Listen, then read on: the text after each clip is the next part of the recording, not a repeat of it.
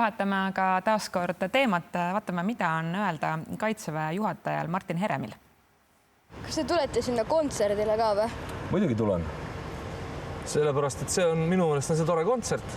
Kontsertitel tasub ikka käia ja see on sellise suure mõttega kontsert ka, mille eesmärk on toetada kõiki neid, kes meie riigi heaks on midagi teinud või nende inimeste lapsi, kes meie riigi jaoks on midagi teinud. Ma arvan, see on selline uhke eesmärgiga üritus, kuhu ikka tuleks minna või siis vähemalt vaadata televiisorist.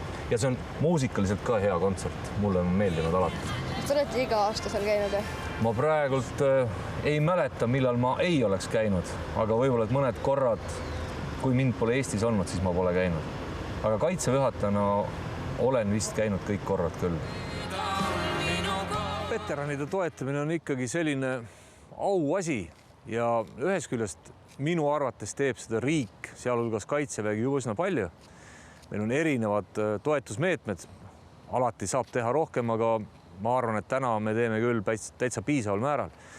Nüüd, kui me räägime laulud sõdurile ja kõik muud kampaaniad, siis see on hoopis midagi suuremat ja võib-olla ka kaalukamat, isegi kui see ei ole materiaalses mõttes nii suur.